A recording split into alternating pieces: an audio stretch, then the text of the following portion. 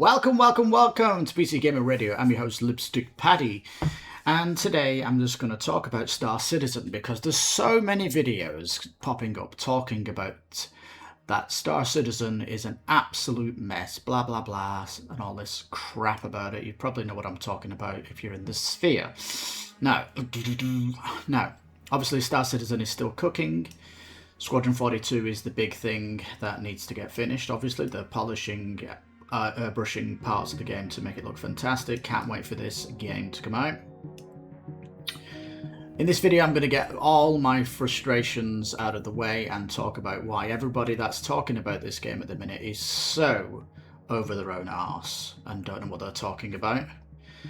Because the stream from Star Citizen itself was just talking about instancing tech. And instancing tech is just a very small part of the game of Star Citizen at the minute. In fact, all this Star Citizen stuff that is here is alpha code, as we know. Squadron 42 is finished code. It's in the polishing phase, and as you can see, these teams in the middle all work on both games. So if we've got bugs in the game for FPS, that is currently held up if there's still things to be done for Squadron 42. If there's problems with level design, though, over here, etc. But the big one is FPS, of course, is probably getting held up by Squadron 42 at the minute. If there's bugs still happening, of course there's still bugs happening.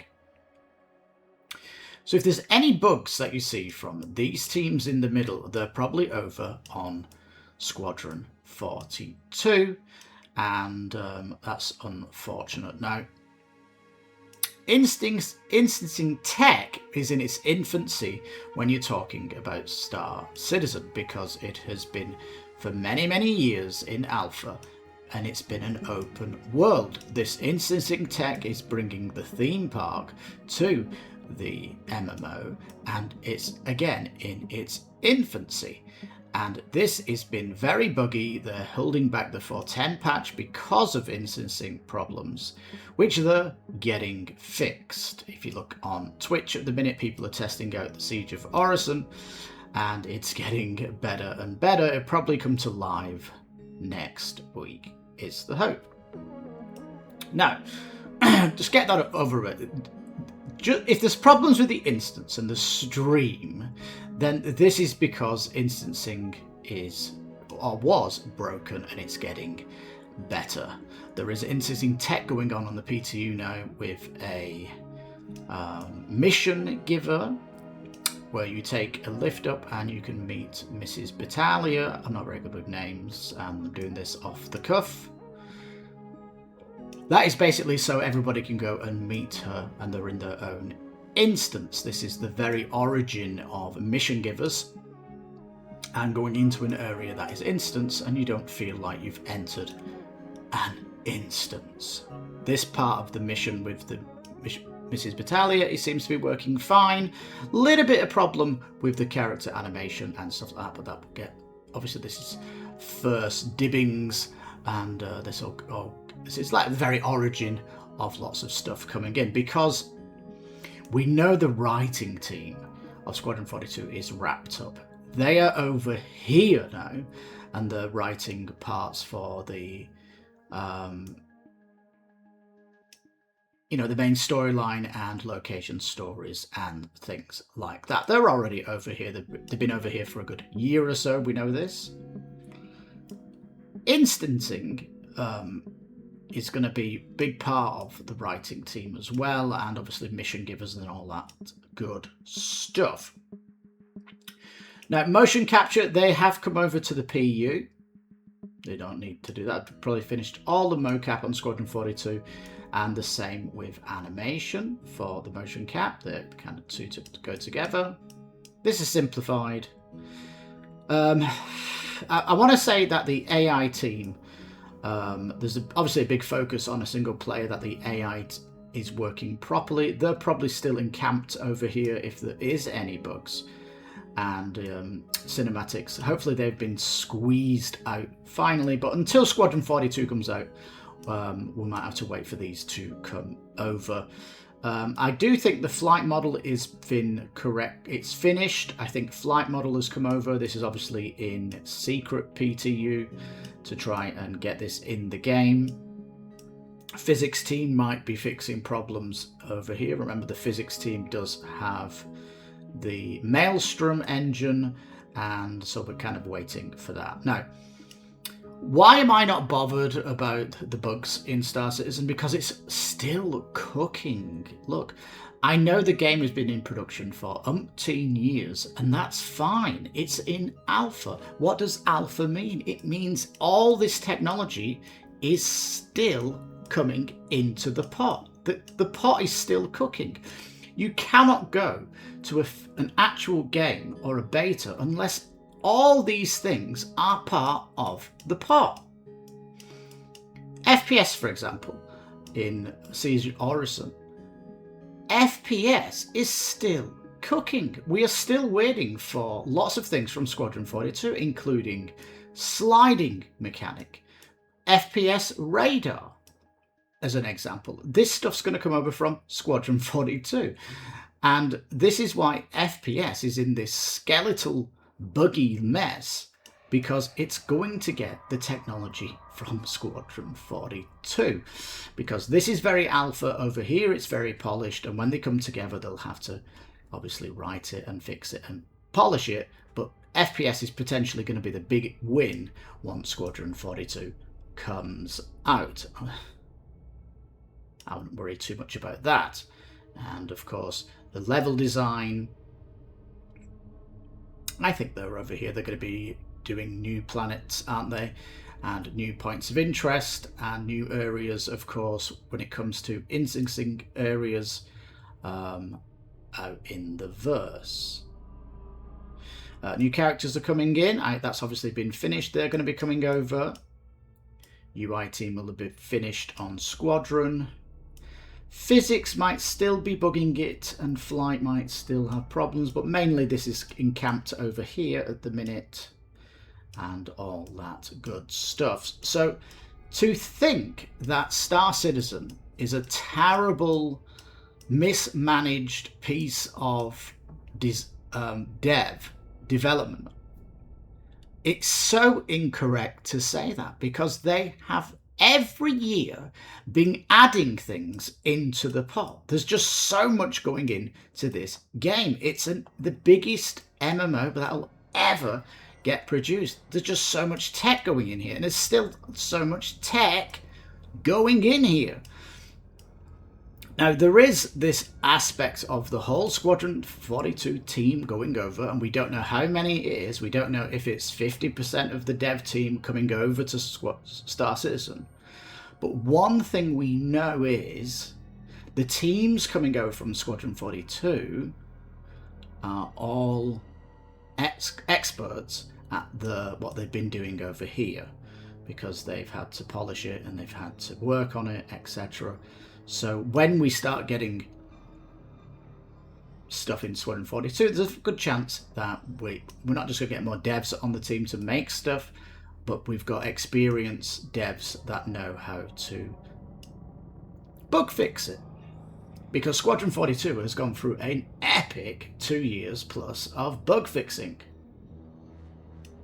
So we're going to get this knowledge over to Star Citizen, and hopefully we can get it somewhere. But this is all alpha code, and alpha code is always going to get unbalanced and buggy and problematic. In fact, this is par the course with alphas. If they keep adding new tech, they're going to break the game. There is a reason games like World of Warcraft, when they bring a new expansion out, that it's in the PTU for months before, because even though they're introducing a little bit of technology, the instability it brings to the game is huge. And I can tell you that when World of Warcraft brought in instancing in the open world, so basically you could run around on the open world with people from other servers and you wouldn't know about it. It was like a sharding effect, but it was so broken when they brought it in. It went through the PTU and it broke the main game. And this is a released game. So, you know, this idea of new technology coming into a game will potentially break it. So once all this is finished, and we know what the finish line is going to be, it's the 1.0 list of things that are going to be adding in. Maelstroms, for me, one of the most exciting things coming in. So all this technology that's coming into the pot is absolutely fantastic. We have got a 1.0 launch, and believe me, I'm so confident that this whole team is still cooking and doing stuff. It's crazy to think that they're all working on Squadron 42. It's crazy for me to think that they're all lazy. It's just ridiculous. And there's this point where people say, the vehicle team can go and help the FPS, or the online tech is absolute bananas. The vehicle team is the only team that's generating income for Squadron 42 and Star Citizen. The selling of ships is the only income. I know there's selling skins and stuff like that, but the majority of it is obviously vehicles. And this team have got their work cut out. They've got a lot of things that they need to be doing. So yeah, for me, you can't get the vehicle team working on tech problems. That's ridiculous. You simply cannot fathom that this is still cooking, because there's just so much technology to come in before 1.0. Now, we don't know how long that's going to be, but with the full Squadron 42 team on Star Citizen, it'll be much quicker. We know that for certain. I mean, Instasync coming in, social coming in this year. They need to write all the missions. Crafting is in its infancy. That needs to get worked. Economy can't come in until all the missions are in, so they can balance it all. And obviously economy is going to be based to the new flight mechanics as well, because the new testing that they're doing on flights is making time to kill much less, making sure ships can't run away, and it's potentially going to mean if you do combat missions with your ship, you're going to be able to earn money much faster, and that's affecting the economy. So this economy is going to be in flux until a lot of these things are polished.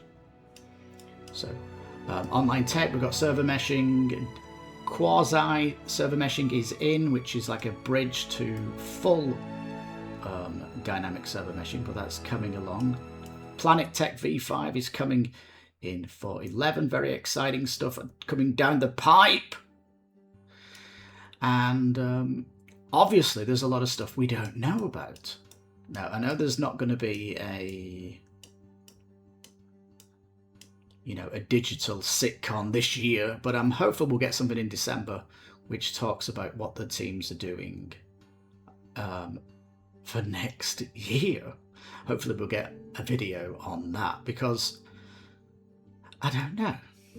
They seem to just don't want to talk about what's happening here. It's probably because they've got all the video teams working on marketing things for this. It's a bit like sitcom is coming out and the video team are all working on that. But they're all working on the marketing of Squadron 42, aren't they?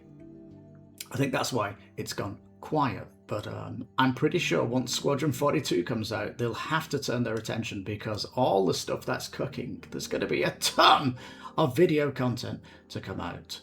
So we might get something special in December. But that's why I'm super still hopeful about Star Citizen, because the road to 1.0 is real.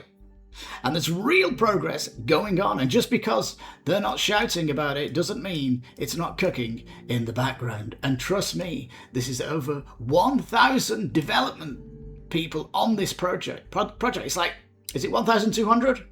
It's like a massive teams are cooking on this game. So bet your bottom dollar that this is going to be epic when we get to 1.0. But trust me, is it really a scam? Well, if you can play the game for free when it does free flies, so you can test it yourself, or you can go on Twitch and see people playing Star Citizen right now, that'll probably tell you that it's not a scam. Because they're not asking anybody to put money in the project unless you really want to. And on that bombshell, thank you so much for watching. I'm Lipstickpaddy. This is PCGamer Radio. Leave your thoughts down below. I'll try and respond to all of them. And thank you so much for watching. Bye for now. Well, thanks for watching. And if you remember, you can please subscribe and like the video. And don't remember, you can also hit the bell for notices on the channel. Yeah, we've also got a Twitter you can see on our banner, so check that out too. So take care and bye-bye.